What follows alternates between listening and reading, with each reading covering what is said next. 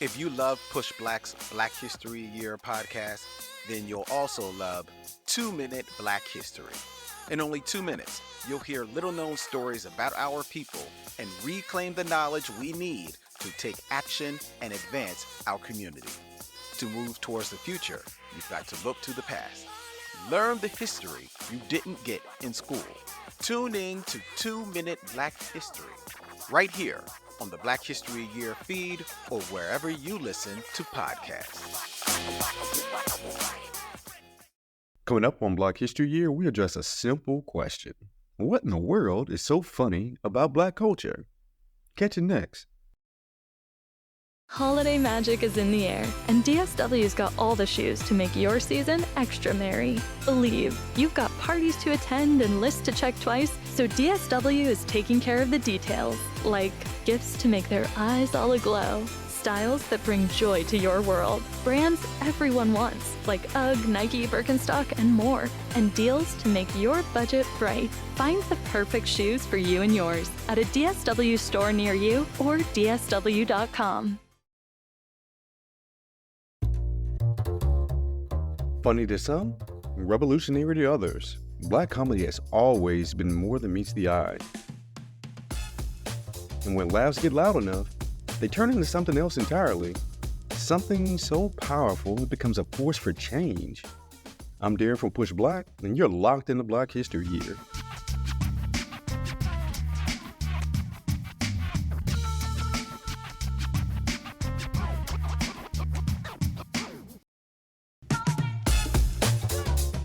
There's nothing new about Black folks using comedy to cope. But what does it mean to be an artist in Black comedy today? Whether on screen, on stage, or on social media, who gets to laugh at Black humor? And perhaps most importantly, does Black comedy still hold the same power to create change? If anybody can help us explore Black comedy and social activism, it's our seriously funny guest today, Angelica Bastién. She's an essayist and cultural critic whose popular Substack newsletter, Mad Woman in Muses, gets into everything from anime to cinema history. Lucky for us, she's here to help us contextualize comedy, from its place in Black culture and art to its role in Black liberation. But first, some history.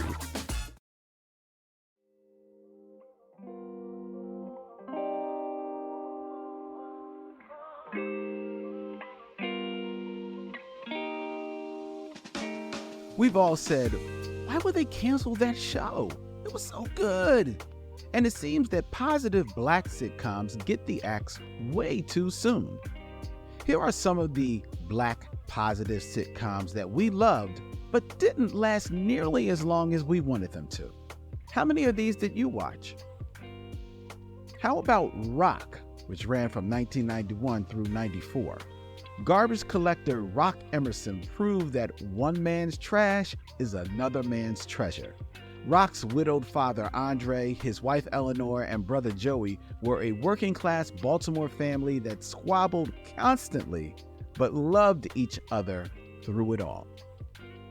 Then there was Thea, which ran from 1993 to 1994. Cashier by day, hairstylist by night, Thea Terrell was a supermom raising 4 children on her own. This show helped launch the careers of Brandy and Jason Weaver. And then there was Smart Guy from 1997 through 1999. We all know someone who skipped a grade, but 10-year-old TJ leapfrogged from 4th grade right into high school, where he taught teenagers a lesson or two about being cool. The 90s had many Black sitcoms that conveyed positive images of our people, whether they were being serious or funny. Now, more than ever, they remind us of how impactful it is to see ourselves represented in mainstream media and of how our shared experiences bring us together. Hey, let us know in the comments. What was your favorite Black sitcom from back in the day?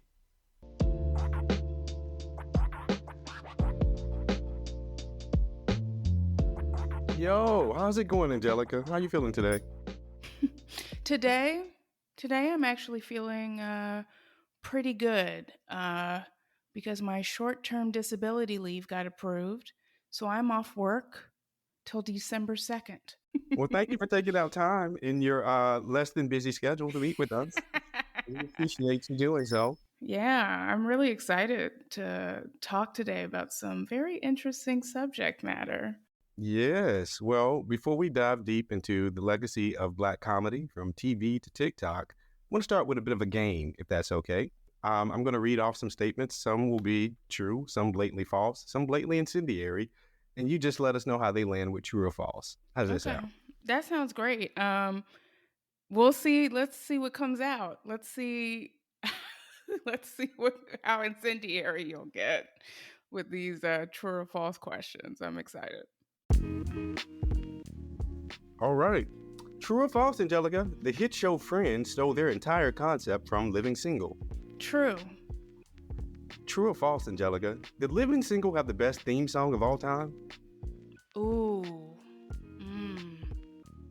True for American television. Yes. Okay, Yes. okay. True or false, Angelica? Every 90s Black sitcom was mandated to have at least one guest celeb episode. True, of course. Of course. Yes. I mean, I swear I heard about that fact in the last Black People meetup they had of the Chicago chapter. True or false, Angelica? The Super Bowl halftime show was invented to compete with In Living Color. True. True or false, Angelica? We'll never get another young adult variety show that centered Blackness as much as All That. True. Unfortunately, true. Television's changed a lot.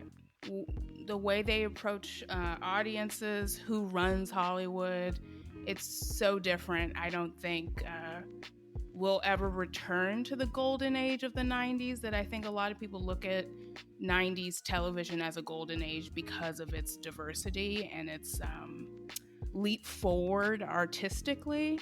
I don't think that's possible in the Hollywood we exist in today. But that's why we should divest from Hollywood as creators and audiences. But I think we're already kind of seeing that happen with the way comedy exists in the internet space with TikTok and RIP Vine. You know, you're going to start noticing my memory is long, everyone, because I'm old. But that is going to make this conversation really fun, I think. But yeah. Yes, indeed. Okay, just two more true or false for you. Okay. True or false? Black comedians have been dealing with cancel culture long before the internet existed. Ooh, this is a tricky one because I cannot stand the term cancel culture. Like, it's rotted people's brains and I don't know what's going on with people. But yeah, true. Okay. True or false, Angelica? The more politically radical a Black comedian gets, the more likely they are to be labeled controversial. True. Yeah, true. Copy that. All right, I'm about to sneak one last one in real quick. True or false, Angelica? Black comedy can be a mode for pursuing Black liberation. True. I think comedy for Black folks, even in just day-to-day life, is a mode of liberation for us. That's why we're so funny. We deal with so much bullshit. Yes, on so many, like, on an ancestral level, on a health level, on a material level, on an economic level.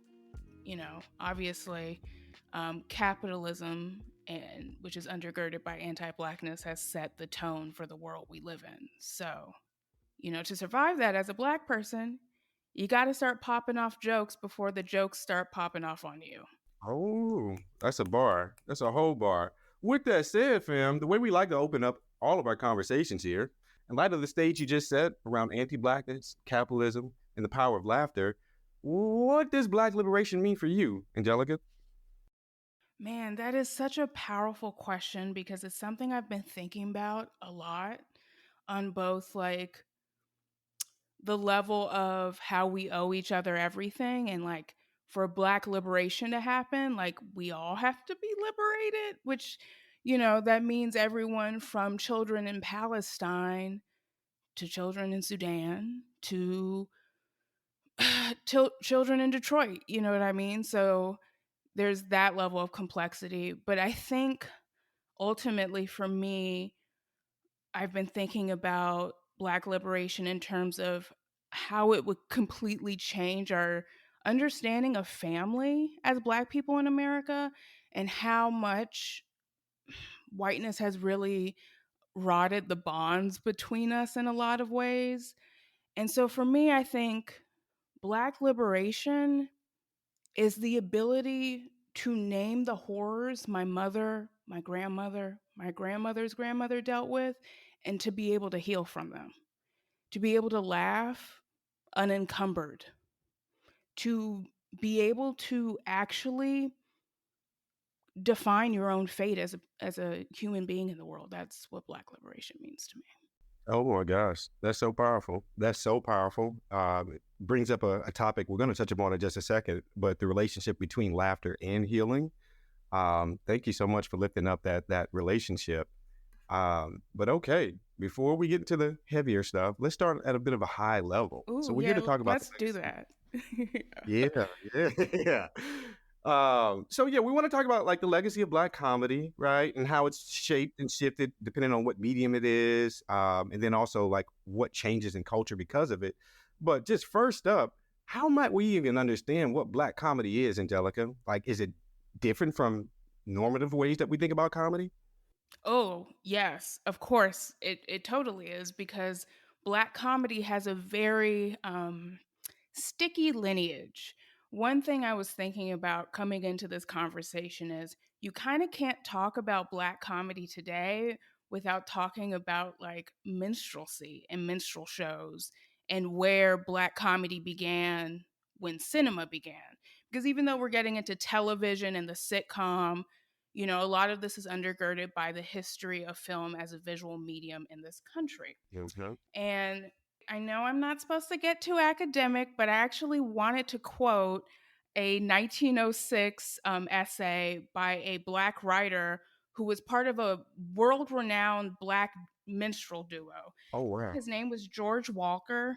Um, and he actually is talking about the nature of Black comedy. And again, this is 1906, so keep that in mind.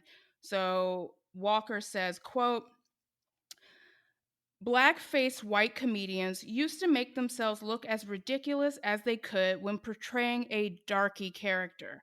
In their makeup, they always had tremendously big red lips and their costumes were frightfully exaggerated. The one fatal result of this to the color performers was that they imitated the white performers in their own makeup as darkies. Nothing seemed more absurd than to see a colored man making himself ridiculous in order to portray himself. Okay. The reason why I'm quoting this is to say a lot of the conversations have not changed. The language may have changed, like we don't use dark, that's no longer a term we use.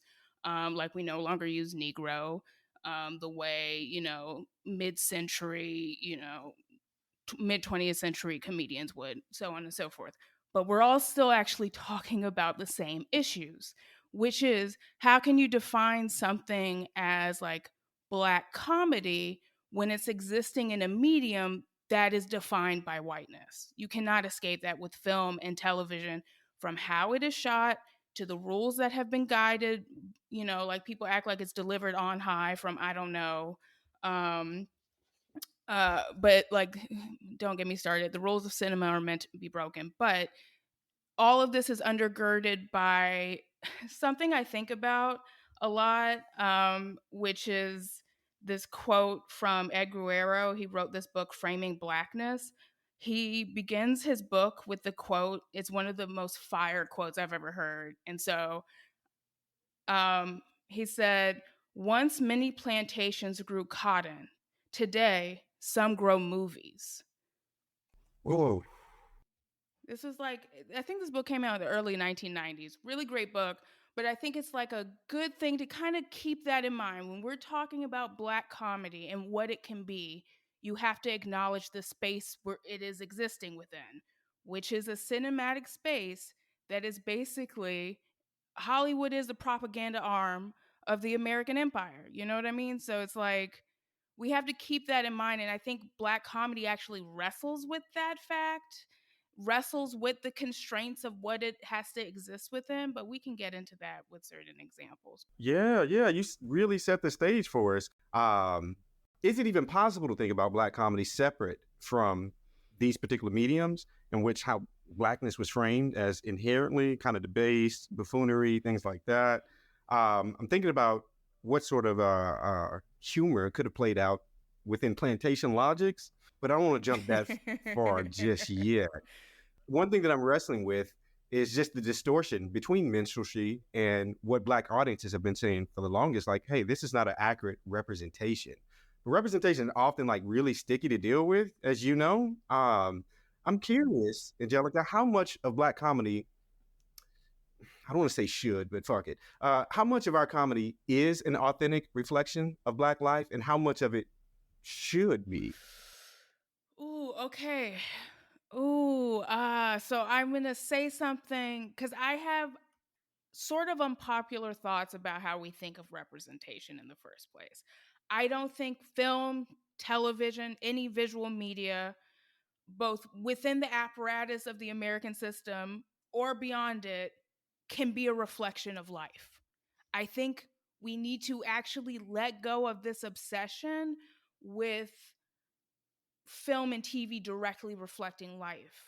This is not to say that we shouldn't delve into some sticky, nasty, complicated questions about class and gender and desire and the body. All of those things can be present, but I think asking a film and TV show to look exactly like life as you know it is both impossible, naive, and a little juvenile.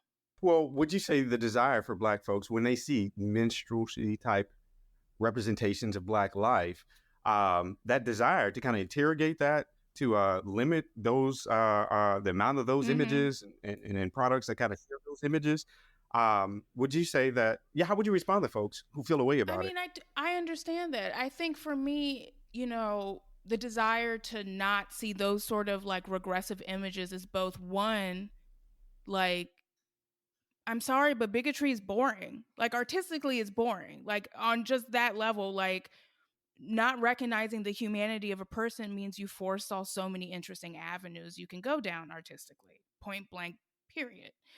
But I think within the Black community, whenever I hear conversations about representation and showing like an uplift and showing like the beauty of Blackness, it very quickly ends up going down a road of very classist bullshit, where it's like this desire for upward mobility. And we have to, I think about like what Cord Jefferson said at the Oscars last year. Cord Jefferson, for those who don't know, used to be a journalist, but then he moved into writing for television, including shows like Watchmen, and he wrote and directed the film American Fiction last year. And at the Oscars, he was asked behind the scene, like behind the stage, after winning and they do those little off carpet interviews, and he was talking about the nature of like being a Black writer in Hollywood, and he was like, we don't really want these gangster movies anymore. We want to see like more interesting depictions of Black. And what undergirded everything he said was, oh, I'm not like those Black people, the poor, struggling Black people. Most Black people are really struggling. That's like life. I think this idea to act like Black joy and Black trauma are opposing forces is a denial of a truth that Black trauma and Black joy exist on a continuum. We're funny because of the shit we've been through.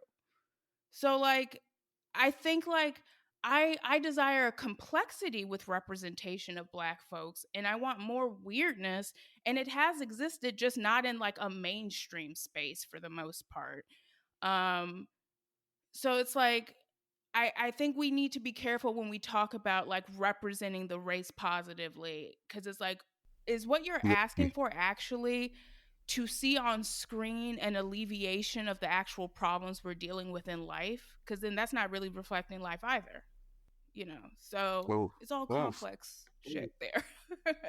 Yes, indeed. Okay, I ain't gonna hold you. Producers, forgive me. I kind of want to popcorn around so many different fucking subtopics now because you just opened up a whole can of worms. Right now, the forefront of my mind is Step and Fetch It. I was thinking of this, Step and Fetch It before this conversation too, and I was like, that's yeah, always there's so yeah. many like images as a Black person that like undergird the visual mediums we're like bombarded with, like whether it's advertisements or film, and like they're like those images very quickly you're like, oh yeah, it's racist shit. There's always some racism somewhere. Step and Fetch It. What a world we live in that is, Would you frame Step and Fetch It, those performances, as within the legacy of Black comedy, or is that white comedy? Or you're asking such fundamental questions. This is like, because this gets at the heart of something. Like, is something, for example, a Black film just because Black people were involved in creating it? For that, I say no. I say not everything made by Black people is Black film. So henceforth, when you like really like look at this, I think you have to look at who the audience is for. Like, because comedy is really a conversation. So it's like, who is the comedian actually talking to versus who are they talking at? Step and Fetch It, that's not for niggas. Okay. In terms of what? Oh man.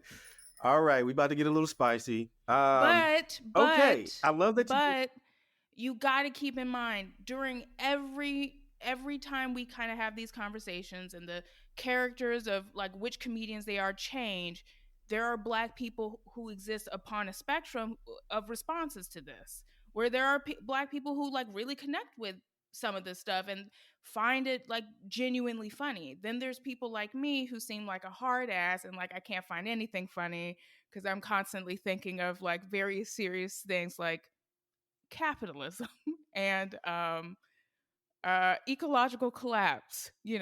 I'm one of those people. So keep that in mind.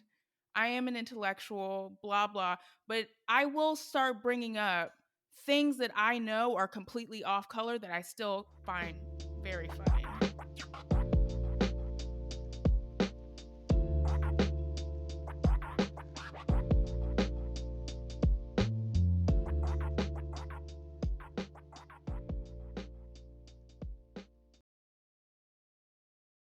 When you think about businesses that are selling through the roof like Aloe, Allbirds, or Skims, sure, you think about a great product, a cool brand, and brilliant marketing. But an often overlooked secret is actually the businesses behind the business, making selling and for shoppers buying simple. For millions of businesses, that business is Shopify. Nobody does selling better than Shopify, home of the #1 checkout on the planet, and the not-so-secret secret, with Shop Pay that boosts conversions up to 50%, meaning way less carts going abandoned, and way more sales going. So if you're into growing your business, your commerce platform better be ready to sell whenever your customers are scrolling or strolling on the web, in your store, in their feed, and everywhere in between. Upgrade your business and get the same checkout experience as business powerhouses like Aloe, Allbirds, and Skims. Sign up for your $1 per month trial period at shopify.com/Odyssey Podcast, all lowercase. Go to shopify.com/Odyssey Podcast to upgrade your selling today. Shopify.com/Odyssey Podcast. The holidays are all about sharing with family. Meals, couches, stories, Grandma's secret pecan pie recipe. And now, you can also share a cart with Instacart's Family Carts. Everyone can add what they want to one group cart from wherever they are. So you don't have to go from room to room to find out who wants cranberry sauce, or who should get mini marshmallows for the yams, or collecting votes for sugar cookies versus shortbread. Just share a cart and then share the meals and the moments. Download the Instacart app and get delivery in as fast as 30 minutes. Plus, enjoy free delivery on your first 3 orders. Service fees and terms apply. What's up, fam? Y'all feeling the episode so far? Look, at Push Black, we agree with Marcus Garvey when he said, a people without knowledge, their past history, origin, and culture is like a tree without roots. I'm guessing you probably feel like that's important too. I mean, you're listening to a podcast on Black history. So, if you're finding value in our episodes and are able to chip in, please consider donating at blackhistoryyear.com. Most people do $5 or $10 a month, but every contribution helps. Thanks for your support. All right, y'all. Let's get back to the episode. I had to pull a pin out the grenade. Just thinking about Black comedy. Who is the audience? Who are we speaking to? I want to talk about Kenya Barris. Oh no! Oh, Okay, should we not think through no, we Blackish? can't. Or No, we okay. can. We can totally talk about that light-skinned menace to society because, woo, he's one of the ones I've just kept an eye on. Just like says such interesting things. He's an interesting one. Yeah, I'm curious what comes up for you, but also many folks who hold a criticism of like Kenya Barris led shows, so Blackish, Black as Fuck. It seems like the through line of the critique that I have witnessed really centers around who the intended audience is. Seems like the jokes aren't for folks within community, within the shores of Blackness. I'm not even sure if that's fair to say. In all transparency, I've not watched it. I have unfortunately watched Blackish and looked at his interviews. Okay, so what comes up there when you Interesting man. appraise the Black comedy there? Is that Black comedy? Do you feel like the intended audience is for Black folks? So Kenya Barris as a showrunner of Blackish, as a sometimes actor, etc. Watching him made me realize we're not being fully honest with this sort of question and conversation, where it's like it's either they're for a white audience or they're for a Black audience. I would suggest Kenya Barris, yes, is definitely for a white audience, but he's also for the Black audience of the upwardly mobile who kind of look down on Black people who are below their station. He's talking to a very specific class of Black people. I like to call them the Jack and Jill Negroes. Okay. What about that comedy signifies that upward class mobility? Is it just like the context of like the situation of the comedies in which they play out? That's definitely part of it. Part of it is, Blackish exists in a moneyed environment. Like these are people who are like very solid in their finances, have a different relationship to money, to class, than someone who's like, a writer in America, or, comes from a very rural background, so on and so forth, right? So, but that's not even what I'm thinking about. I'm thinking about more of the political viewpoint of the show. Feels very staunch. I always vote blue, Democrat, Black person.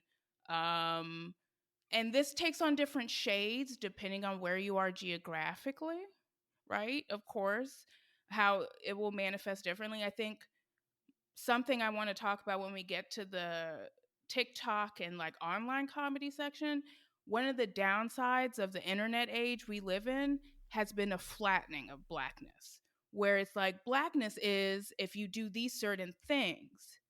If your mom did like this and I think sometimes that gets very limiting. But with Kenya Barris, to get back to him, I think the comedy in Blackish is the kind of show Barack Obama would like, because it's the kind of show that believes that in the American dream and like making Black people a part of the American project. I fundamentally have a problem with that. I don't want to be a part of an imperialist project. I don't want to be the center of that. But our ancestors didn't want to be here, bro. Like, they were kind of forced to build these things. Like, so it's getting a little weird here. That's how I feel when I watch Blackish. I feel like I'm stepping into, like when you walk into a room and you look for Black people, like that's what I do. I'm like, okay, who are the Black people at this event? Oh, hey, I actually know them. Just a thing, right? But within that calculation is also an acknowledgement of, those Black people over there, not necessarily the Black people who I would break bread with. And I think it's understanding those levels. I think sometimes we all fall susceptible to the idea that we're a monolith and that there's just like these through lines that are unbreakable throughout the entire diaspora. And I think Blackness has more complexity than that. Absolutely. Oh man, there's so many jewels. Let me see if I can just pick up one. and follow this line of thinking right now. Absolutely want to talk about the flattening of blackness. And even before we talk about that within the context of internet comedy, I want to think about how that happens just through certain tropes that have been kind of codified through certain elements of kind of black comedy. So we'll talk about that in a second. But I really appreciate your reflection on Kenya Barris's approach to blackness within comedy, because what comes up for me is bell hooks and this notion of the oppositional gaze. Oh, And that's such a great essay. Ugh, ain't fundamental. it? Read it. Read it. I don't care who you are. I don't care if you don't care about criticism. It doesn't matter. Really good to think about how your gaze as a black person works against what the world's throwing at you. Very interesting stuff. Yeah, for me, that's kind of where my foundation is when I think about what black comedy is, what it could be. I think it needs to start somewhat oppositional, and thinking of how you raised up the American dream. Black comedy for me has always had a way of kind of defamiliarizing certain norms associated with the American dream. Yes, a lot of black comedy is inspired by like the black experience, but it's being able to take the black experience and make things such as the American dream seem a bit more problematic. It's interrogated a bit more, right? There's an oppositional positioning that I find in some of my favorite pioneers of black comedy. But with that said, I do want to wrestle with this notion of blackness being flattened. And I want to think through that through certain styles of black comedy, certain styles, staples, and tropes. Actually, I'm just going to rattle off a few different styles and approaches, and we'll see if we can find some comedians, some black sitcoms, stand-up specials, films, whatever that kind of fit within each genre. How does that sound? Yeah, sure. That sounds fun. All right. So satire, black satire. You feel like that's an arena that we've kind of mastered and furthered through black comedy? And if so, what are some strong examples of black satire? Yes, definitely. I think black people can still do satire. White people can't do satire now because something like Donald Trump, I think, broke a lot of white people's brains. It's funny because they like believed in America and like civility, and then this man becomes president, and it like kind of they're like, oh wait, what? The system is messed up, it's rigged. But so they've still not recovered. But black people, on the other hand, I think we do satire very well. And it's funny when you were, opened up talking about like comedic genres. The first thing that actually popped into my head is a show that I think kind of blows the rails off the notions of like comedy and satire and darkness and humor. And it's definitely not getting a third season, I imagine, because it ended on a really interesting note and it's such a weird one. But Terrence Nance's Random Acts of Flyness, that HBO show, I think like for every criticism I give of everything else that has existed within these systems, there are these surprising works that bubble up that like break your brain in the most amazing, beautiful way. And that would definitely be Random Acts of Flyness. Like its second season opened on like a riff about Brer Rabbit and like trickster figures, which are really important to blackness, which is really important to black humor. So like, I think Terrence Nance does what I wish, like I don't want people to do what he does because it's so his and specific to his collaborators and how he works. But I mean like, do stuff that feels like imprinted with a personality that feels both specific and curious and like acknowledges what's come before and like, but is like existing in like almost an Afrofuturist plane, especially that second season. But I think like that surrealism, I feel like black people do surrealism well. You want to know why? Because we live in a surrealist reality where you are seeing, like if you're an honest black person, you're seeing very clearly the game. You're seeing the matrix, you're seeing the code, but you still have to live in the matrix and survive and pay rent. It's that so like that probably creates very weird viewpoints on reality and schisms within yourself to kind of survive that, which is why we do satire well. I noticed on the show outline mentioning "Don't be a menace to South Central" while the whole long. title. Yeah, I have seen that movie so many times. I wore that out. I'm pretty sure I had it on VHS as a kid. We wore that out because we were an In Living Color household.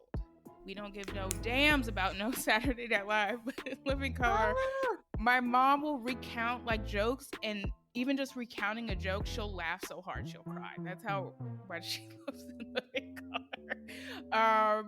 And I think, In Living Color is kind of a funny example. I think a really good example of like the complications of creating Black comedy in spaces designed against you. Because it's like, obviously In Living Color has had such like an effect on American comedy as a whole because it spawned Jim fucking Carrey's whole career. Fucking Jamie Foxx, motherfucking David Allen Greer. Yes. And we can't shake Jennifer Lopez in part because her ass was a fly girl. We can't escape her. It started there. Yes, it did. Oh my God. Hold on, real quick. Just on Don't Be a Menace. I'm curious. I'm not sure the last time you encountered it. I haven't seen this shit in at least like 20 years. I know, same. I do appreciate what it was satirizing and like the lines that it had to kind of toe in doing that. So in the early 90s, there's all like these inner city urban films, like films dealing with gun violence, gang violence, as it relates to the Black experience and Black community. And then we get Don't Be a Menace, which looks at some of those tropes, especially thinking about like flattening of Blackness.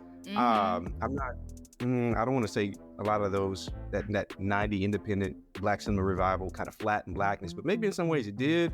But I don't think it did if you look at it fully. I feel like the narrative that exists now about then, like the filmmakers who we still talk about, who are still making work from that time, Spike Lee, they flattened Blackness, but then the people who like really got to make like one or two films or stayed very, very independent were doing such weird shit, like they would just never be given the keys to the kingdom. Just that caveat. Continue, sorry. Absolutely. My God. Thank you so much for that, Angelica. But I am curious, what does like Don't Be a Menace offer, like the field of satire? Do you feel like it was fair to those films? Do you feel like that satirization of those films maybe had a way of flattening Blackness? That's a good question. I mean, I think when you get into a space where the satire is also like very clearly parody over things that like exist, right? Like, so we're working from this set of movies that are well known, that have like broken through and are not just like, oh, these are Black movies. They're also movies that everyone is kind of talking about, right? Those set of like 90s, inner city conflict. Inner city conflict. I sound like I'm part of the Clinton administration or something. Jesus Christ, like aging myself. It lends itself to a flattening of Blackness because you're now working in a space where they aren't characters so much as archetypes you're playing with. And so it takes a very deft hand to like not fall into certain murky regressive ideas. But then sometimes these like Black films do fall into very regressive, terrible ideas. I don't know, like White Chicks. And then I still have watched it a million times. But is it regressive to Blackness, or is it Is it? I think it's complicated. I think it's like a case by case basis. I wish I could say like it's all one way. I think a lot of those, like if anything, I miss like the 90s, we're talking about like poor Black people living life movies. Cause now most of the content we're getting is like very obsessed with this idea of upward mobility and like aspiration. And so, which doesn't speak to me. So like, Don't Be a Menace, maybe, yeah, sure. It has to flatten things in order to fit into the archetypes it's really trying to wield.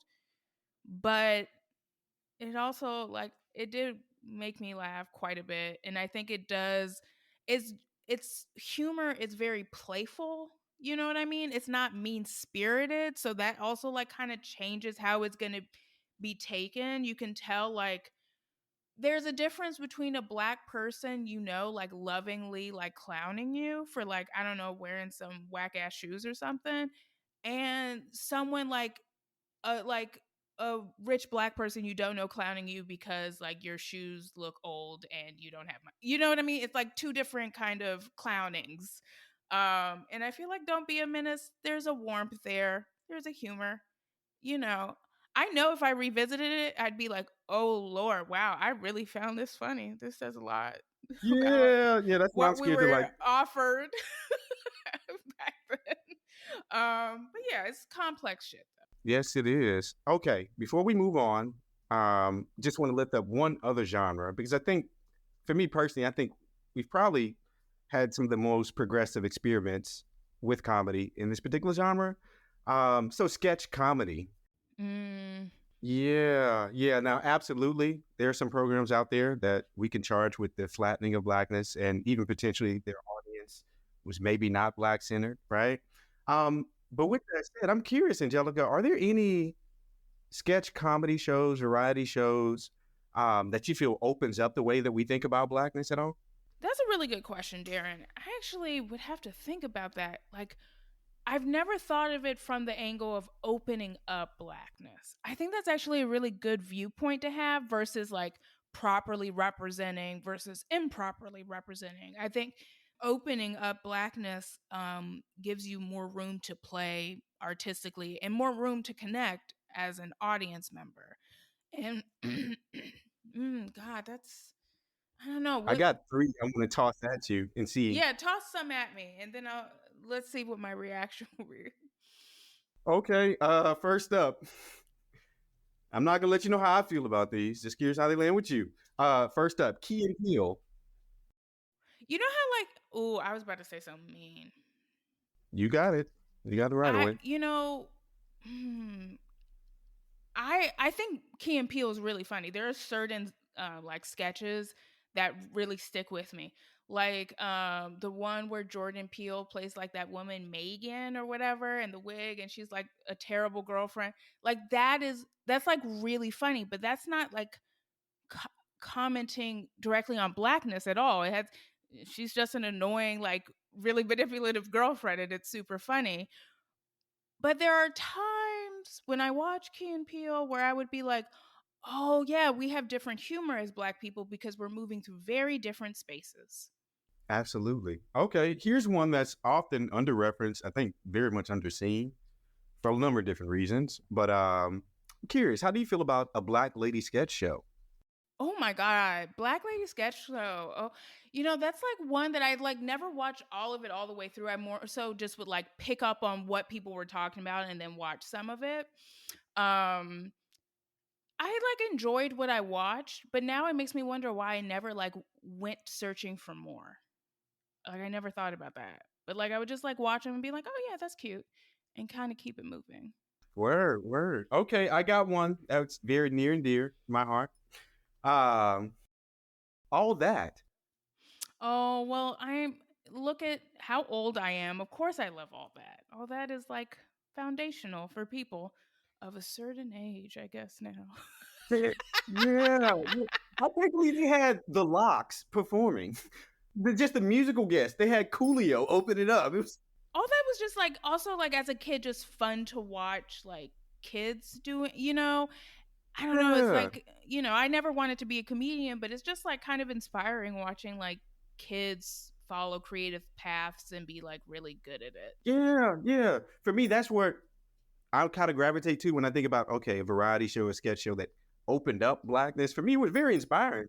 And even to, I know a lot of folks feel a way about Kenan Thompson, but he's still in the game, man, all that launched that, so I often kind of turn back to that program when I think about the possibilities of Black comedy, especially for like young kids, young adults. Okay, so we're on this nostalgia wave now. I want to talk about Black sitcom nostalgia, but specifically Black sitcoms and the comedy there within as a mode of starting conversations, as conversation starter. Are there any moments from Black sitcom history that pop out to you when you think about the medium's capacity to address social issues? Mm, it's a good question. I was actually, before this conversation, kind of thinking back to what sort of um, social issues addressed in like Black sitcoms worked for me and which didn't.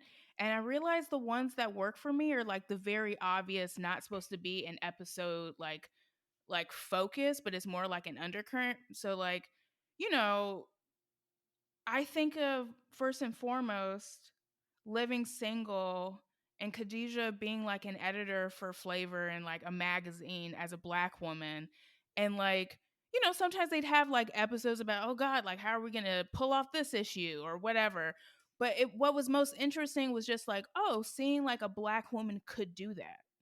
Like, Yeah. that was Yeah. a way to dream. That is more effective to me than even the like well-natured, well thought through like examples of, like, say for example, there's this episode of A Different World. It's from its third season. It's called A World Alike. Debbie Allen directs it. Obviously she's showrunner as well. It's from 1990. So keep that in mind. It's about it's commenting on South Africa's apartheid, and like Kim finds out that the scholarship that she was going to get is actually linked to those involved in funding apartheid. It's like really interesting, especially considering when it came out. So I think like A Different World actually does stuff like that well.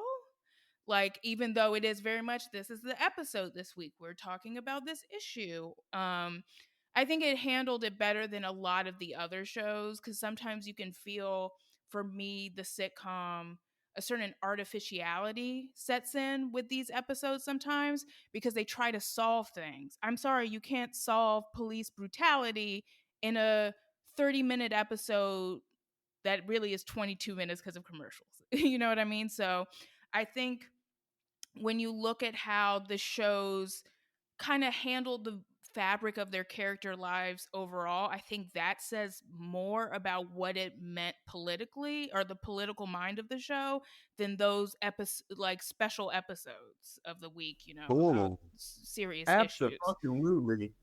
Oh no, that's such a great point.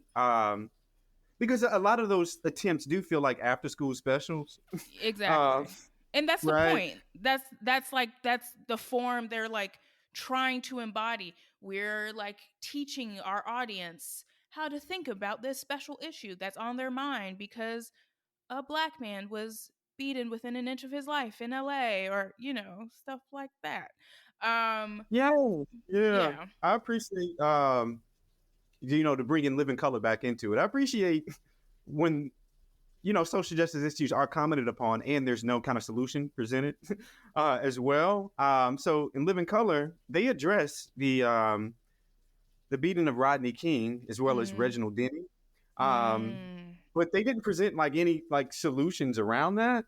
And now that I'm saying that shit out loud, I'm like, okay, maybe shouldn't be laughing at that. But it did provide I don't know if I would call it catharsis, but you relieve a bit of pressure potentially for folks engaging that skit at that time. But I love what you mentioned around like the relationship between the characters in these sitcoms, the lives that they lead, and that provided much more of a political voice or stance rather than those special episodes. What comes to mind right now is Fresh Prince of Bel-Air. And we talked about this during the check-in. The Papa's Got a Brand New Excuse episode, one where dad comes in, he thinks he's back in his life, and then he leaves. Will cries, and he goes into the arms of Uncle Phil. Now that I think about that kind of dichotomy you just lifted up, I really do appreciate the relationship between Will and Uncle Phil, and even Jeff as like kind of father figures, right, in his life. Much more than highlighting, okay, his dad left him behind, right? Because I don't think there was anything generative offered there other than this notion of like, I don't know, maybe like extended family or some shit like that. I'm curious, how do you read that particular episode? I rewatched the scene that like kind of caps off the episode, where Will says, "How come he don't want me, man?" and cries, and then that's when Uncle Phil hugs him, and it's a really beautiful moment. It made me think a lot about so that episode came out in 1994. And it made me think a lot about the conversations like we were having then and we still have now. But then it was like a very particular talking point about, single mothers in the Black community and Black men like leaving their women. Which is always Yeah. very alarmist and like, okay.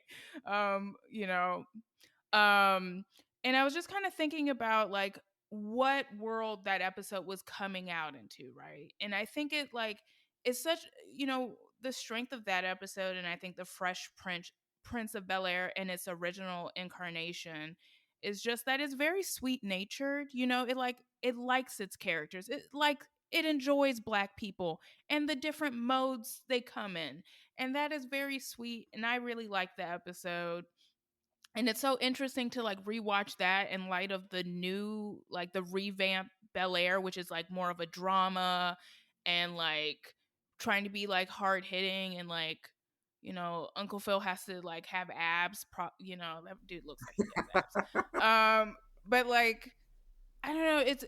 I think conversations around like the intersection between Black masculinity and fatherhood were at a very interesting pitch in the 90s at that time. And I think the episode acts as a very interesting counter argument to some very toxic ideas. One of which is like, you can have like a father that is not your bio father. You can have father figures. This idea that all these Black boys are just like wayward in the streets without any like male attention whatsoever, it's like bullshit. Like it has always pissed me off. Like I find it also very weird. So I like really like that episode, and it's like an interesting companion piece to like thinking about other shows that were on at the time. Not a sitcom, but one of my favorite shows, and one of, in my opinion, the best television shows to ever exist.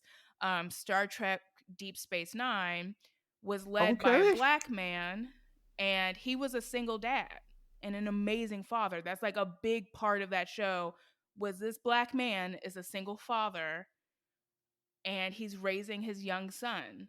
And it's like the most beautiful episodes in the show like would deal with their bond as a father and son. And I was like, oh, like you could be flipping through TV, land on that Fresh Prince episode or on like Deep Space Nine, and you're actually getting really interesting, beautiful, rich depictions of Black masculinity that I think are actually more warm and like empathetic than some of the ones we're getting now.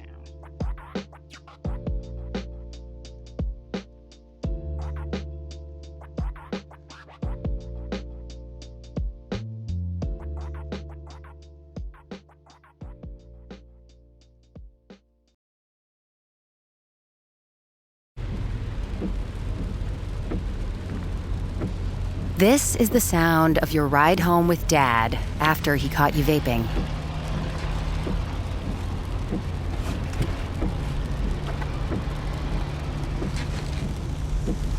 Awkward, isn't it? Most vapes contain seriously addictive levels of nicotine and disappointment. Know the real cost of vapes. Brought to you by the FDA.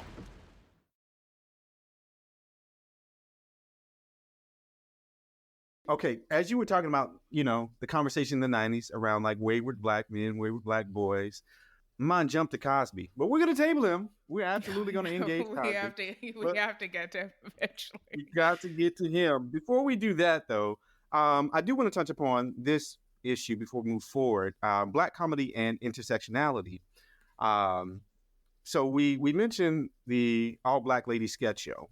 For a number of reasons, it's been underseen. But I am curious, are there any examples you can lift up to us, Angelica, of comedians or comedic properties that were used to kind of build community? That is a really good question. Like when it comes to stand-up comedians, like I do actually, I guess, watch some stand-up specials, but I don't feel like I'm as well versed in modern and like stand-up comedians to say one in particular. I got one example. I don't want to say she built community, but this was an act of community, I want to say. I think that's a good way to look at things. Yeah. Active community. Hit me. Let's see if I can find the exact date for this comedy special. But Monique, she performed at a women's correctional facility. Oh. Yeah, in That's 07. cool. It was titled I Could Have Been Your Cellmate. Okay, She performed. that's badass. Okay. Ain't You it? know what, Monique? I love that because you know what? We forget about our incarcerated brethren too much in this country, which is really bothersome since it is modern day slavery. Let's be honest. Yeah. That's really beautiful that Okay. she did that. I'd never heard of that. Wow. I know. Yeah, love it's that. worth it. It still holds up. Most of the jokes, 95% of it still holds up. Yeah, beautiful special. So just want to rattle off a few names of some Black LGBTQ plus comedians. Only because I think they have had a hand in shaping the comedic landscape. Of course. So Wanda Sykes. Of course, Wanda. We can never forget about Wanda. Yeah. These next few are more newer, more contemporary. So I'm curious how you feel about Gerard Carmichael. I was waiting for his name to come up because I was like, I like dodge. There's certain people I'm like, oh, don't ask me about them. I don't need to get in trouble with people. There's certain conversations to be had around what we as Black people desire and why. And I think he's an interesting example of like considering like why are we attracted to certain white people like this? Is it because we were really attracted to them? Or have we been conditioned to?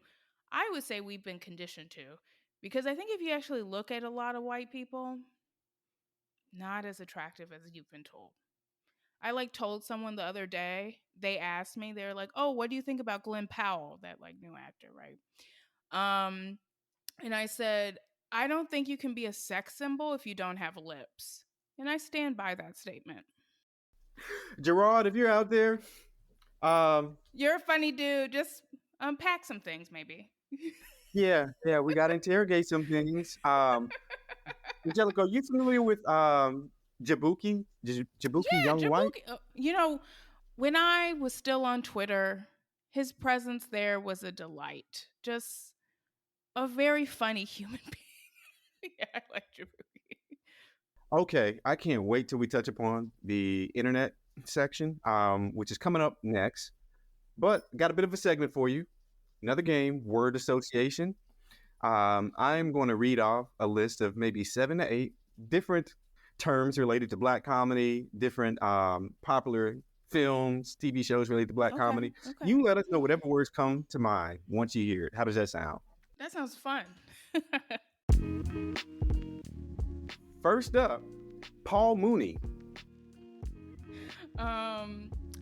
Wayne Brady is the first.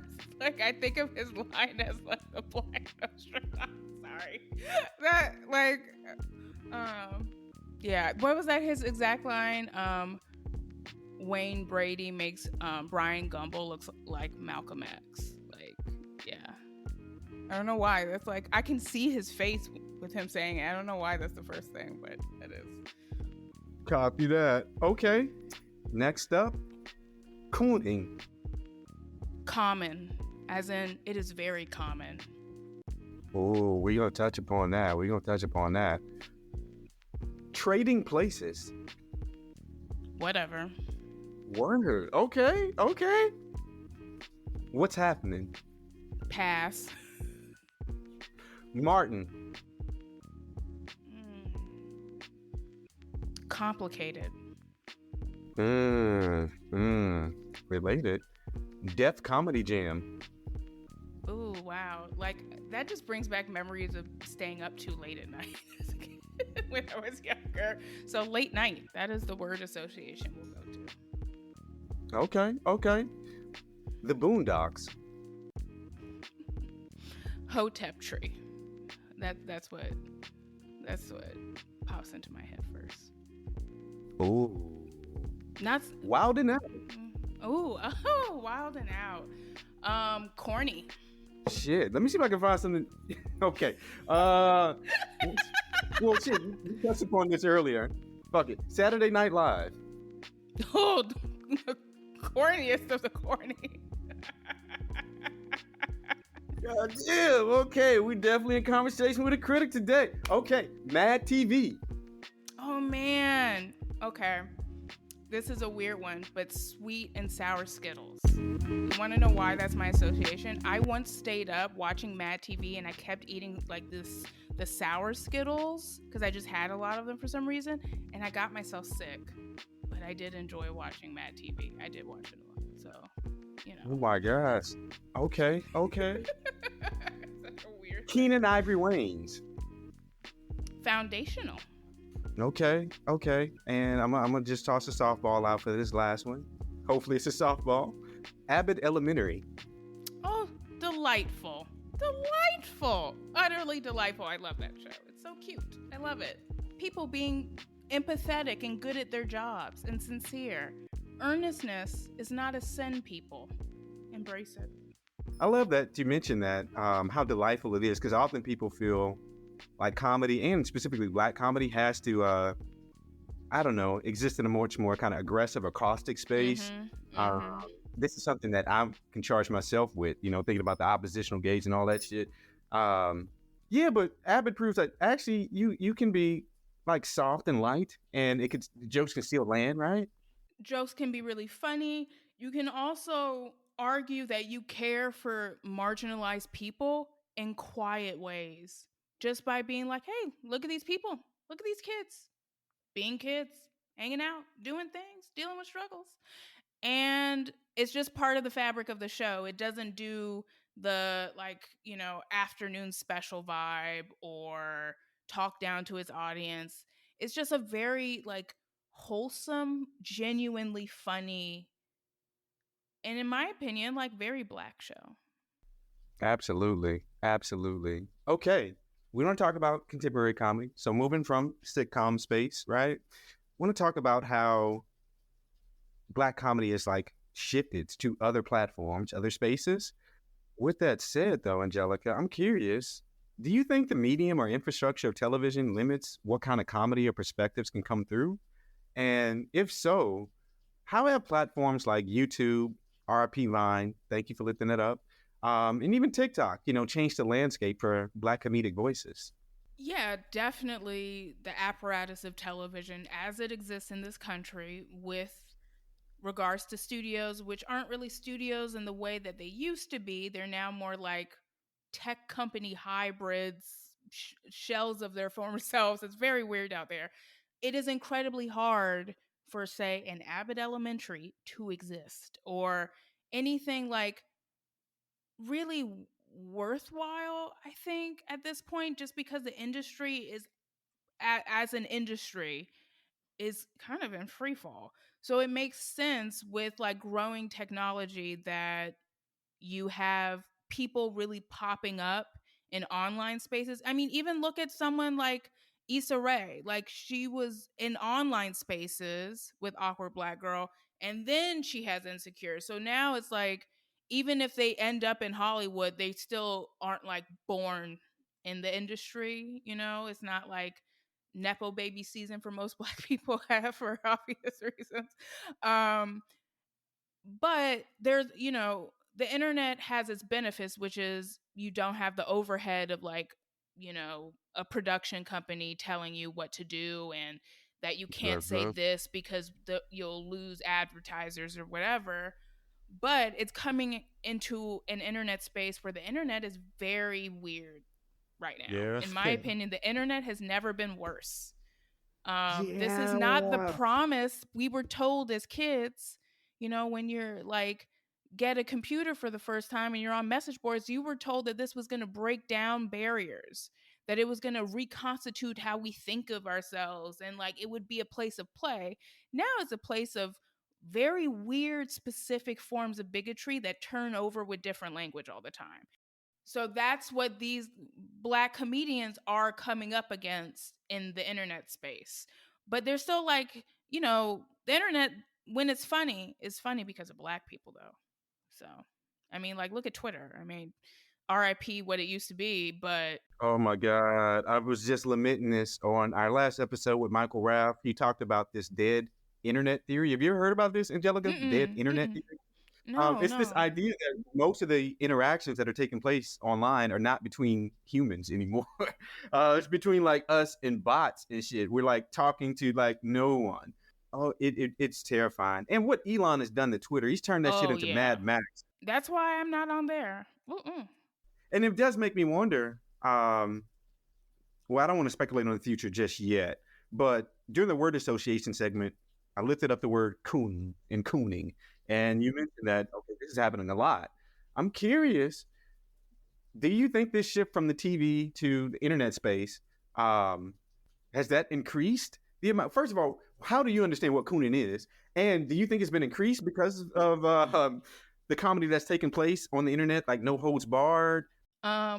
When I think of someone being a coon in the modern parlance of the term, I think of it as egregious, detrimental, harmful corniness. It is shucking and jiving for the wrong audience for the wrong reasons. It is selling out not just on a material level, but a spiritual one as a Black person. Yo, okay, I got an example. Thank you for that crystal clear definition, Angelica. Have you ever come across this internet? I guess he's a comedian, a performer, some shit. He calls himself Groovin' Gorilla. No. Should I look this person up right now? Like on You my should. I phone? feel like you've definitely seen him. I probably have. Like something that name rings a bell. I mean, the internet just moves so fast that you won't even catch people's names, but you've actually watched a lot of their stuff. You said Yeah, Groovin' Gorilla? Groovin' Gorilla. He's a super swole Black man who goes out and will eat. Oh, this Yeah, dude. you know what I'm talking about. Yeah, his eye. Yeah, Yes. he will Oh. order a meal, eat, take a bite of it, and then his eyes gets real bug-eyed and he starts dancing and shit in public. Is that what you mean when you're talking about cooning? I mean, that is like a very obvious version of cooning, but I think cooning is far more insidious. It's lurking in a lot of places, partially because I feel like the corny niggas really run Hollywood now. Like everyone who's a Negro in Hollywood who's really getting lots of opportunities are like the corniest people you know. Like the corniest, driest, no having style taste besides what is handed to them kind of people. Which is why I think there is a lot of questionable work coming out of Hollywood these days. But I also think, how we think of activism for artists has changed dramatically from, let's say, the 70s to 2024. Like, I think Yeah. we're in a completely different space with how celebrities no longer really think of themselves as beholden to their Black community the way they used to. And I think it's also complicated by the fact that this is going to sound like this is going to be a very spicy thing to say, but I don't think Black cool exists anymore in the mainstream sense. Oh shit! We need to record a whole nother episode just on that. I Yeah. would definitely agree. The only thing that pauses me is how much Blackness is still used to sell shit. Oh yeah, it's totally used to make things still. It's like running on fumes of like old versions of Black cool that I'm like, the mainstream space needs to do some reinvention or needs a revolution. I don't know. It's not looking good out Yeah. there. It's corny out there, is what I'm saying.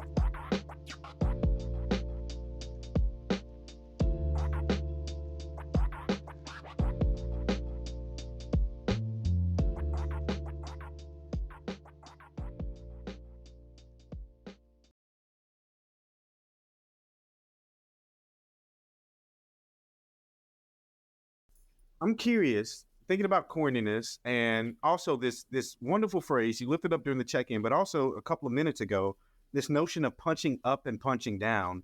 Do you think there's any relationship between comedy being received as corny and this notion of punching up and punching down? And if you could, just briefly, for folks who may be unfamiliar with this notion of punching up and punching down in comedy, what does that mean? Okay. I'll use I'll be very specific. So punching up and punching down is very much dependent on where you exist identity wise, right? The matrix of things that informs your identity. For example, a Black woman comedian, say she looks like me on the lighter side. Punching up would be her taking to task and speaking truth to power about the way white women be running the world and doing heinous shit.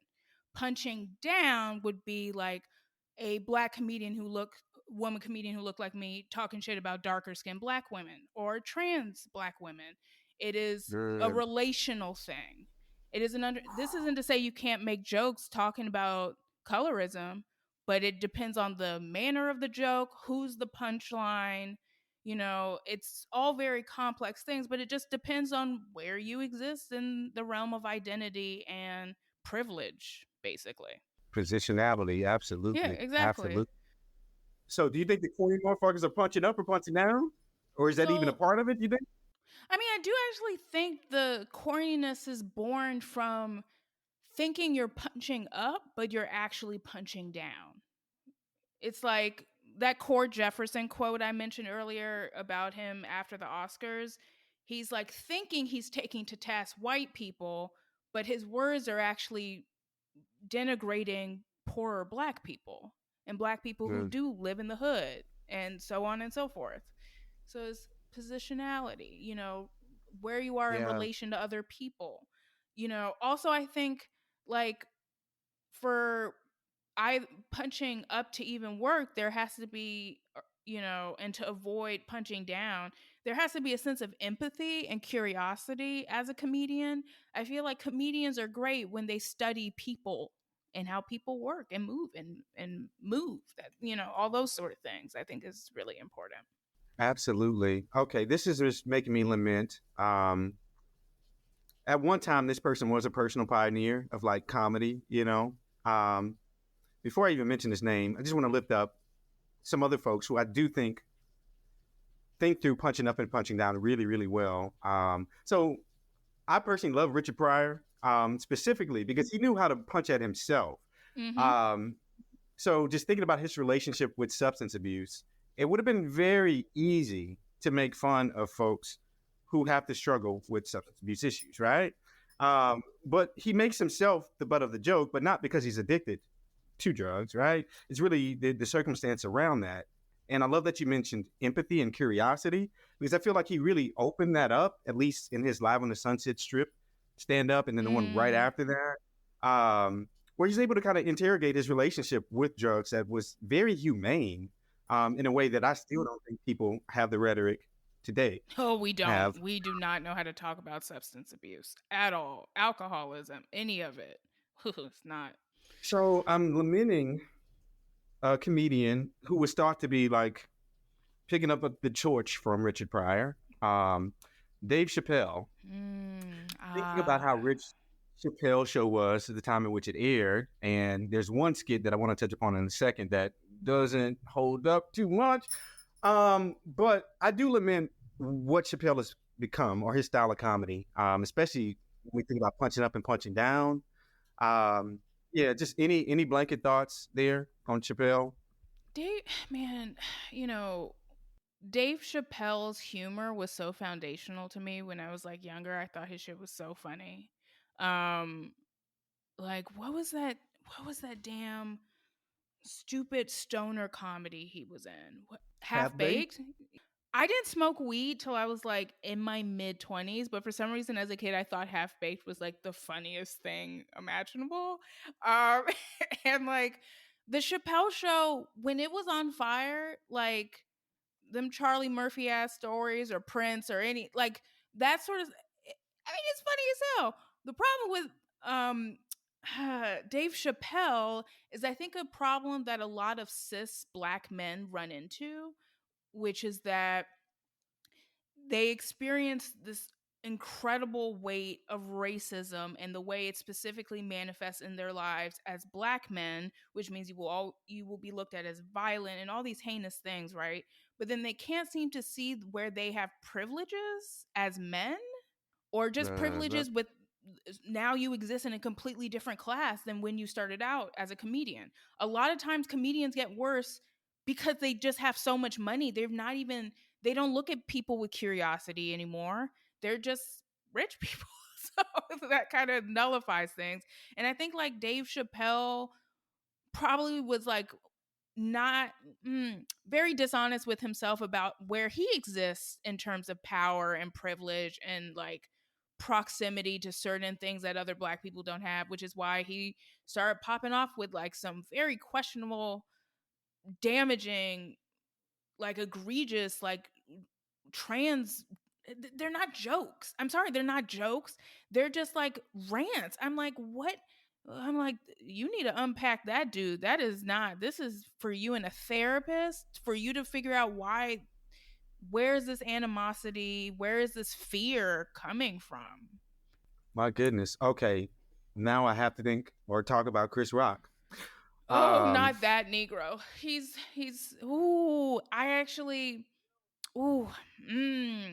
Chris Rock. Yeah.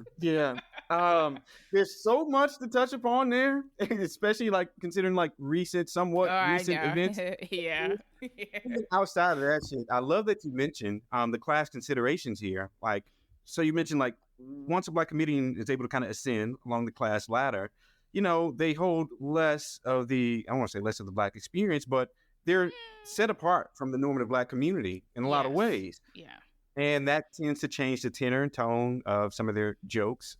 But there was one that Chris Rock got by with in the 90s before he fully fucking ascended. This was one that, me as a child, I found myself laughing at. He's literally referenced in, I think, the second episode of The Office, on the Diversity Day episode. There was a bit Chris Rock did where he talked about the difference between Black people versus what he said, or niggas, Black people versus niggas. Well, one, it does land as cringe now, right? We now have the verbiage to understand that through the lens of respectability politics. But I'm curious, how does Chris Rock land for you, thinking about his trajectory within Black comedy? And any thoughts there on that dichotomy, Black people versus niggas? Okay, I don't see it for Chris Rock. I don't like him, don't care for him. That documentary Bad Hair, I was like, oh, so you don't really like or understand Black women. Gotcha. Okay, I see you now. I always found that joke funny when I was younger because it was one that I would hear the worst parts of my family, the parts of my family that actually have money, while my little part doesn't. They would they liked that joke a little too much for my liking, and I could never like fully conceive of why I thought it was like weird until I got old enough to be like, oh, you guys see y'all as the Black people and me and the rest of the family as the niggas, so I'm like not even included in this. I find it such a dangerous dichotomy to create. And people create that dichotomy in different ways, in different language, which is this is the right way to be a Black person, and this is the kind of Black person you don't want to be. And they never interrogate that.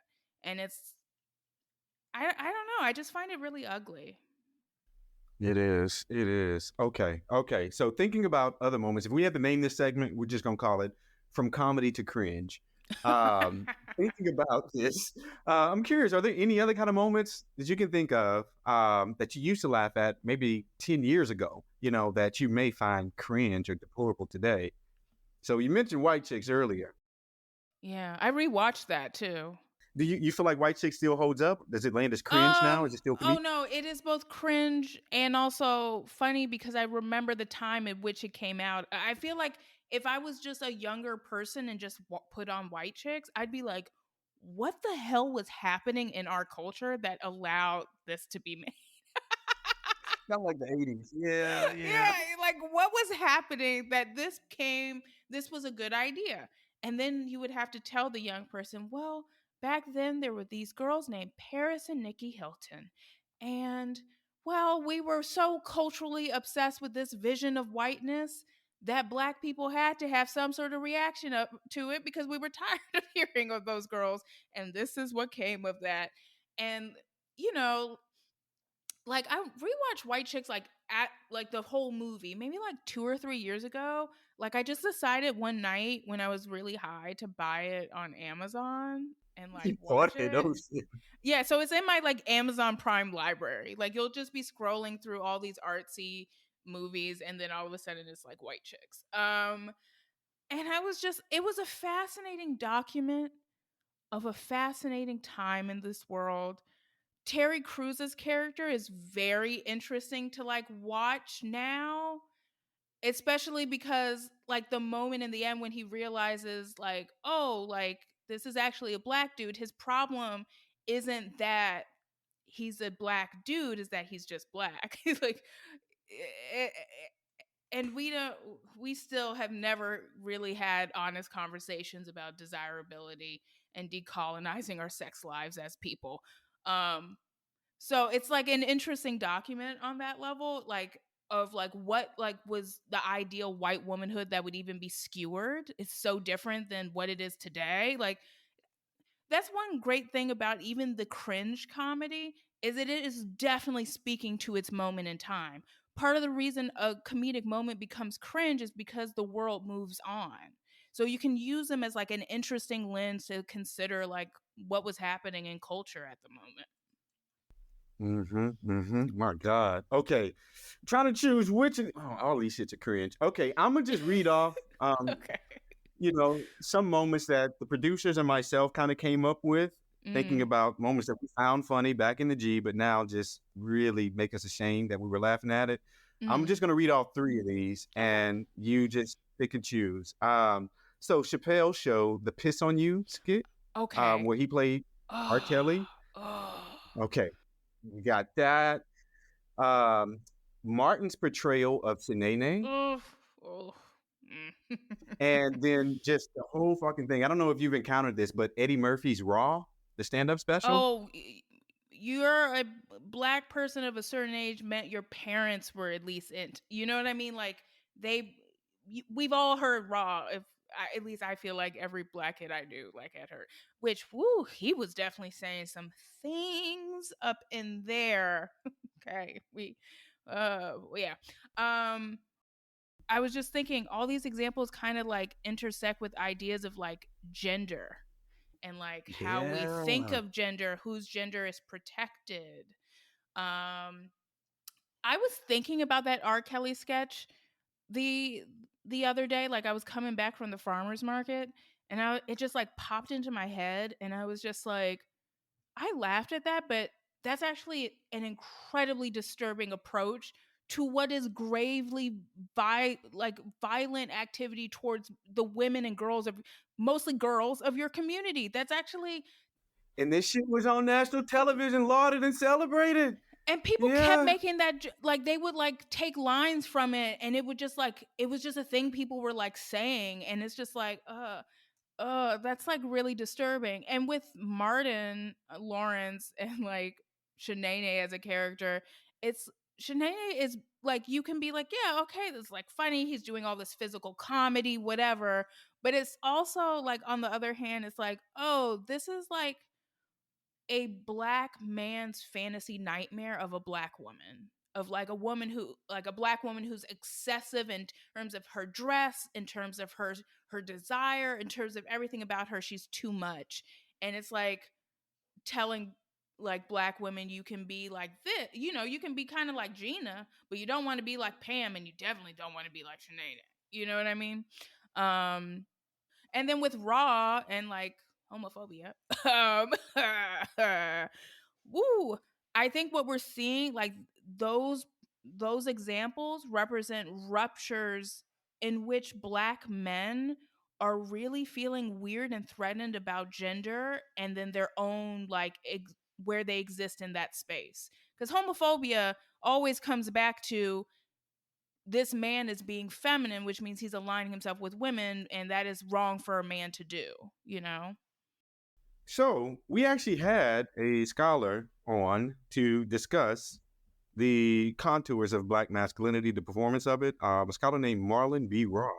He wrote a book called Sissy Insurgencies. Ooh, I like that title. Essentially where he looks at the sissy figure and how it's operated throughout Black history, how it's was able to kind of cohere certain modes of political agency, but also how the sissy figure is kind of denigrated as well. In that conversation, we talked about how a lot of Black men feel like, I won't say a lot of Black men, but there's a strain of thinking out there that says, like, if a Black comedian, Black masculine, Black male comedian puts on a dress, then that somehow delegitimizes their masculinity. They're somehow emasculated or some shit like that.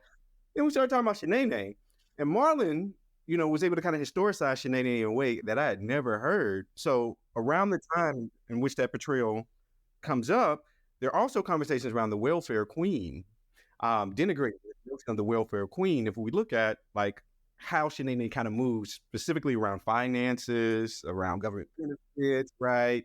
It seems to kind of support this white supremacist notion of there even existing like a welfare queen, that even being a fucking thing. And it supported that, so not only was it like misogynistic, anti-Black, but also supported this fucking boogeyman that conservative folks, well, both sides of the aisle we're thinking about, but definitely conservative folks. So shout out to Marlon for that interpretation of Shanae. Have you ever heard that before? No, but that makes perfect sense because the welfare queen was such a like boogeyman is the best word for it in the 90s. And this idea that like Black women were stealing from other hardworking Americans through like manipulating government resources. I'm like, when people say that, I'm like, you guys have never applied for assistance from the government, have you? Do you know how like much paperwork and shit is involved with that? They make it so difficult for you to receive anything. They will find ways to not give you anything. Like there's no one's getting rich that way. I'm sorry. That's like a fantasy nightmare that you guys have about Black women. Like we're just really trying to live. Like, Jesus, get a grip. Okay, well, I want to kind of flip this dichotomy just a little bit, though, right? So we talked about moving from comedy to cringe. I want to think about when Black humor is able to take tragedy and turn it comedic. But before we kind of tease out certain pop cultural moments that attempted to do this, I'm just curious at a very general level, Angelica, do you think processing harm through comedy is actually a way of healing, or is it an escape from reality? I would say processing harm, processing trauma, processing like the difficult things that come with being alive through comedy or any sort of art form can be a path toward healing, but they can't be the only method of healing.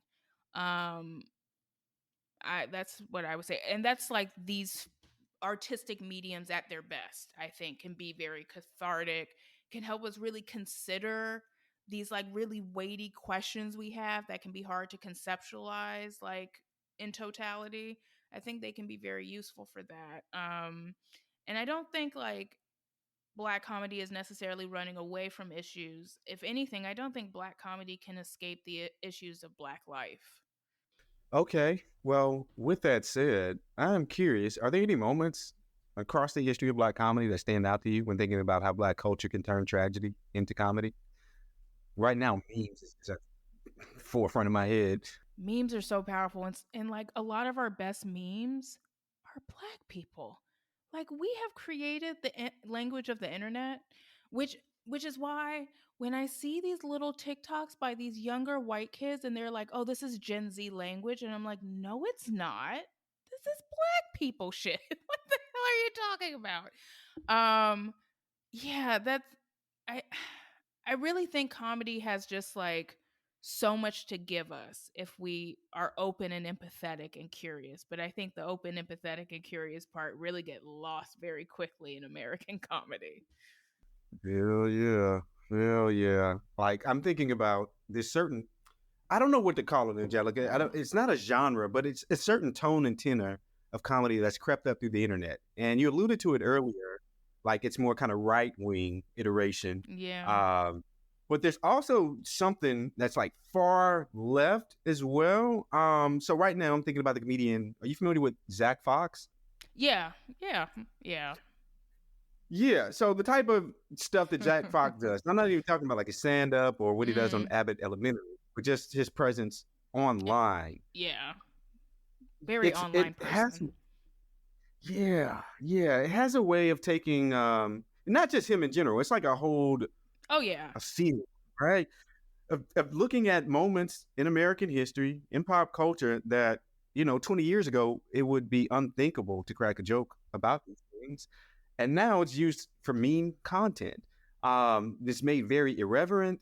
There's absolutely a lack of empathy there.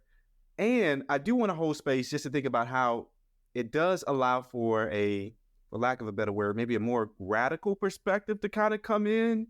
Um, right now, I'm thinking about the death of the Queen of England. What was that, last year? Or was it 2 years ago? I mean, who cares? That colonizer's burning in hell. Woo! Exactly. Well, okay, I don't want to say thank you for mentioning that, but Zach created a meme where she was burning in hell, and it got shared a lot. What do we do with that style, that type of comedy? Any thoughts there? I think that sort of like incredibly heightened, almost like emotionally absurdist kind of comedy. It's just like so just like bypasses whatever we think of as good taste and like, I get it. Some of my humor definitely flows that way. And I think like that example is interesting cuz it's really a reaction to like, oh wow, this is someone who like the head of a monarchy that reshaped the world for the worse. We can't like get any revenge over this woman, but we can laugh at the fact that she's dead. And if there is a hell, she's burning in it. Yes, yes. Okay. Oh my God. There's also this other fucking thing that's happened on Twitter that's related to this. I actually brought this up in conversation with Andre Brock, brilliant scholar who studies like Black digitality, internet communication ways, all this type of stuff. There's almost like this reoccurring trope that happens after there's a mass shooting in the U.S. You mentioned how a lot of Black language has become like internet language now. There's a particular meme that's often shared by Black social media users when there is a mass shooting. It's a picture of Betty White. Yeah, because I mean, it is probably a white man committing gun violence. I wonder why. I wonder what the causes are in this country that would lead to that. Very interesting. Yeah, yeah. Do you think that sets us, well, I don't want to say set us back, but, the internet has kind of unleashed a lot of different voices. But for that kind of hotly charged style of comedy, do you think that leads to like a lack of empathy, or does it kind of platform often unheard voices? I mean, I think the internet does allow for people who would not make it in the usual channels because of racism, classism, all the barriers to like find audiences and then henceforth, maybe actually make money from their art. But then like on the flip side of that, I do think I don't think it's a cause of a lack of empathy, but it represents this lack of empathy that's going on in the world. Let's be very specific in our country, where I really feel like people are so hopeless at this point of anything getting better. They literally cannot imagine a better world. So they turn to this very like harsh, caustic, like sort of humor where you're like, it's like you're having to laugh at your own demise because it's easier than crying. Okay. Okay. All right. Want to try to bring us on home, but this is also a very big fucking question to wrestle with, Angelica. Bear with us. Just thinking about this landscape of nihilism, all the different just catastrophes that we're faced with every day, especially online. It really does beg the question, like, can Black comedy actually change things? Can it shift things for better? I want us now to try to reflect on that question. What has changed in the culture, whether within Blackness, beyond Blackness, within the world, whatever? What shifted because of Black comedy? And that's a really big fucking question. But I want to kind of center it or anchor it with a very polemical figure, Bill Cosby. This is someone who felt that comedy could be used to shape Black culture, right? You mentioned that upward mobility desire, absolutely present with Bill Cosby. Yeah, I'll just start there. We'll peel back some more layers. But how might you understand Bill's intent to want to uplift Black communities through Black comedy? Okay, that's a that's like a lot of a question to think about. And yeah, obviously Cosby is such a complex figure and has always been. I think that's like one thing that has kind of I think lost in the shuffle is there's always been black people who are like not cool with his brand of humor. My family was never really into the Cosby Show. Like we didn't really care for Bill Cosby, and I like didn't really start to think about why until like later. But he was not in our rotation at all. Bill Cosby's influence, I think, is a good example of how black comedy has influenced the world, has like shaped how things are made in these actual industries, right? Who gets these jobs and how. But at the same time, you know,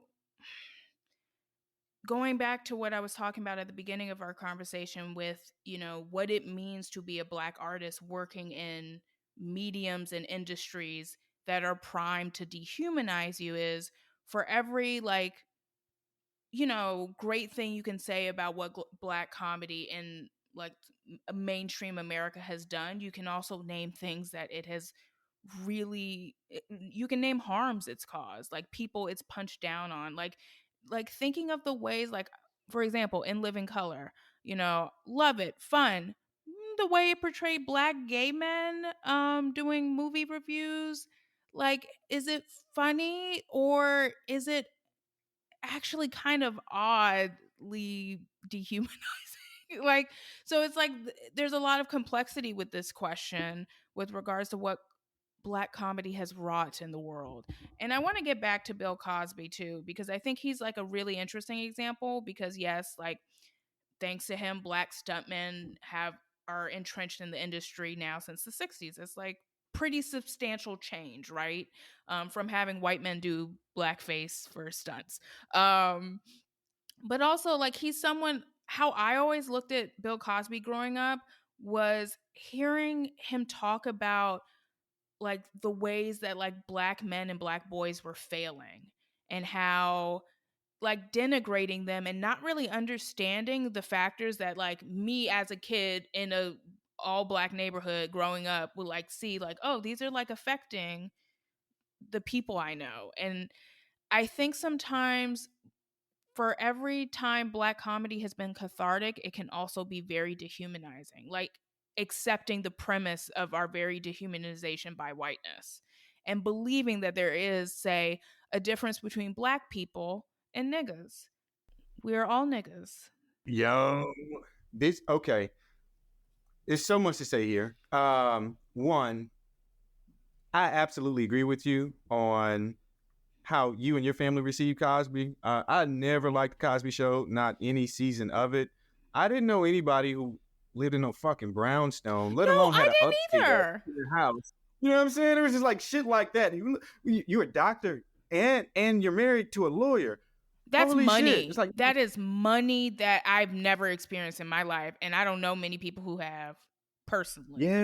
yeah. So there was that part that was distancing, but I would be lying if I said that I wasn't somewhat inspired by at least a different world. Oh, of One course, thing that yeah. I can at least give credit to him for is like the creation of a different world, but then also just the promotion of HBCU culture. It actually did lead to a resurgence in those institutions. So, okay, thank you, Bill. Thank you. But I can't get over what you just mentioned, like black people versus niggas and the shell of respectability politics around Cosby, around the ways in which he wanted blackness to be represented. And I remember there was a brief little tension between between Richard Pryor and Bill Cosby, specifically on the usage of profanity in comedy. Bill Cosby was telling Eddie to move away from that style. Don't be as raunchy, right? And I think he may have been talking about it within the context of Harlem Nights, but I don't know. We're going to have to fact check that, producers. But I know there was a very real and serious intentional phone call where Eddie was considering changing his comedic voice because of Bill Cosby saying like, hey, don't dirty your style up too much. Eddie calls up Richard. He's like, hey, man, Bill Cosby wants me to stop saying nigga. He wants me to stop cursing. He wants me to stop doing these things in my comedy. What do you think I should do, Richard? You know what Richard told him? What? He was like, hey, tell Bill to suck my dick. I was like, oh, of course. That's how Richard would respond. That makes sense. Yeah. There's a lot going on there, but when I think about what shifted because of black comedy, I actually want to bring up this is related to Cosby. I want to talk about Hannibal Buress, and I don't really vibe with a lot of his comedy, but I do think this had a lot to do with the snowballing, the cohering of the Me Too movement. Also, the taking down of Cosby, not even taking down. Earlier, when I said black comedy can defamiliarize us with norms, right? I think this is a perfect example for me because up until that point, I remember exactly where I was when I listened to Hannibal saying what Bill Cosby was up to, right? With regards to like his serial rapist activities. Yes, he made those statements within the context of a stand-up comedy special. But it just totally reframed how I understood Cosby in that moment because I had never heard that before, right? Let alone like Cosby had joked about this shit on previous. I know, it's so wild to like see. He was just like telling people if you listened, he was telling people, yeah, I'd be drugging. I do not care about their autonomy. So yeah, with that background somewhat shared, I'm curious, do you think it's fair to say that moment that Hannibal Buress provided actually did lead to a shift or change in culture at all? I would say it definitely has. I think to talk about that moment and then you obviously have to talk about like Me Too, which I've been thinking actually a lot about Me Too and like how, why, and when it failed.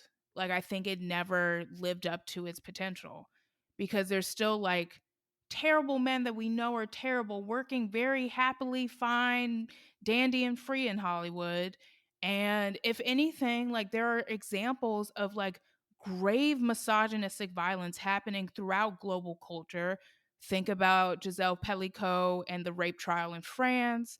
Think about the Ugandan Olympian who was set on fire by her former partner this year in front of her child, like, and died. You know, I think one thing it's important to remember is that yes, comedy, yes, art can help shape the world, but I don't think it's the only thing that can change it. I think there's a lot of other factors that have to go into it. It's more like the initial spark of inspiration, a guide to thinking things through rather than like, an actual revolution. Because that's completely different. Yeah, yeah, me too. That bringing up Cosby just brings up just a host of a lot. Also, conversations in the Black community about violence against women. Look at how people treated Meg Thee Stallion. Look at everything around her. Did Me Too? Me Too failed. I'm sorry, y'all. I know it's scary to say that, but I think it really did. Like ultimately, because people act like everything's done and fine, and like we can all kind of move on and not like look at the grave violence against women in our communities and like talking about Black people specifically, the way people talk about Megan, wild to me.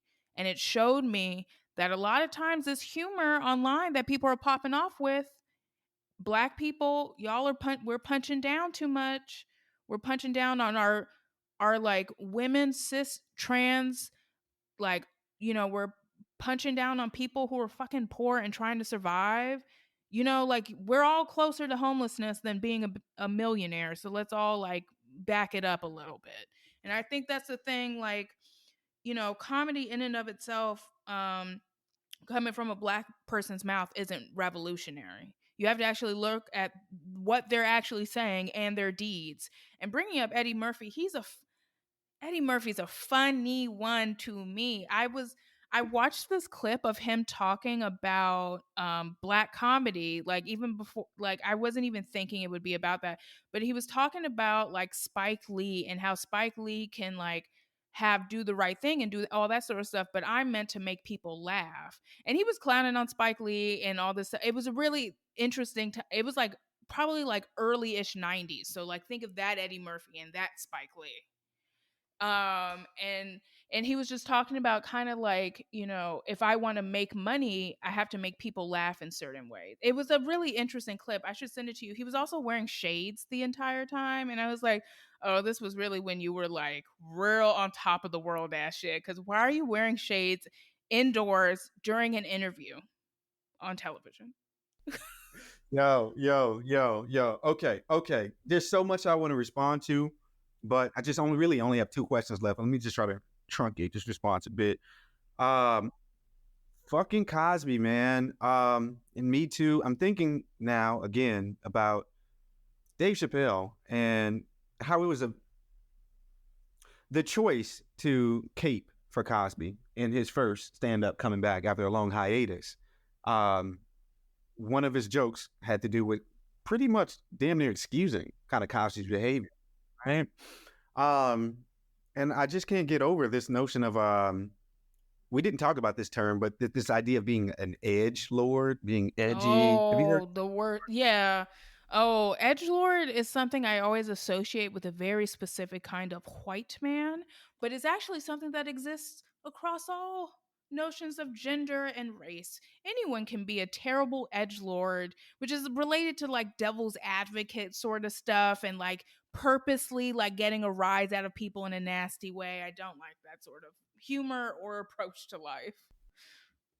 Okay, I just got one last question for you related to Black comedy, and then we got a fun music question for you. What life skills do you think Black comedy offers us? Does Black comedy like aid in skills for like conflict resolution? Any life skills emanating from Black comedy at all? Oh, yeah, definitely. I think you can learn a lot from humor. I think you can often save a situation with a joke easier than you can with a heartfelt statement, unfortunately. But I do think humor can really kind of get between people's armor in a way that's very conducive to starting conversations, to conflict resolution, to looking at the world from the bottom up. You know what I mean? So I think Black comedy can be very useful in real life for those reasons. I mean, again, Black people were always cracking jokes because life is fucking tough. Living, whether you're in, the continent of Africa or you're in the heart of empire in America, it is tough to be a Black person alive at any point in history, actually. And I think you need humor to kind of survive that and also to make sense of things. Yes, indeed. Yes, indeed. Humor as a survival mechanism and just to better understand ourselves and this world. Absolutely. One last question for you, Angelica.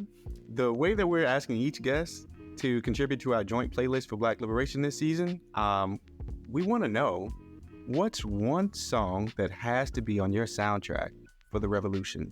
Okay. I think I know which song, and it's probably going to surprise people. It's from 1967. It's Duke Ellington, Blue Pepper. It's from his Far East Suite. It's just a great jazz song, but the reason why I'm calling it out is because it has, in my opinion, it's the musical energy of what I think a revolution should feel like, which is bracing, which is bold, which is both cathartically funny, because I think there should be some catharsis, but also enlivening.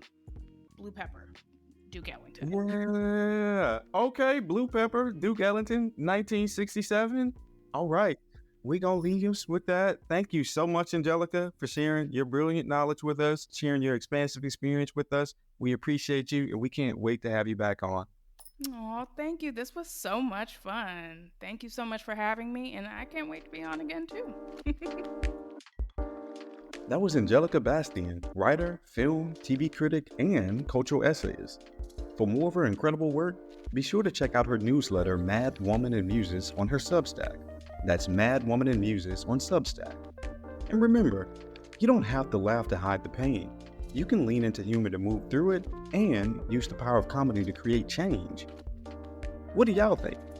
Let us know in the comments of Push Black's Instagram, TikTok, and YouTube pages. Find us and tag us at We Are Push Black. And if you found this conversation valuable, don't forget to share this episode on your social media too. Until next week, be free, you're living in history. At Push Black, we agree with Marcus Garvey when he said, "A people without knowledge of their past history, origin, and culture is like a tree without roots." We believe telling empowering stories on Black life and history can build a more liberated Black future. Being here with us lets us know you probably feel that's important too. You matter. Your choice to be here matters. It lets us know that you value this work. And you make Push Black happen with your contributions at blackhistoryyear.com. Most people do $5 or $10 a month, but everything makes a difference. Thank you for supporting the work. Black History Year is a production of Push Black, the nation's largest nonprofit Black media company. Our team includes Brooke Brown, Amber Davis, Mina Davis, Kevin McFall, Gabby Roberts, and Leslie Taylor Grover. Producing the show, we have Cydney Smith and Len Webb, who also edits the show. Black History Year's executive producers are Lilly Workneh and Julian Walker. And I'm your host, Darren Wallace.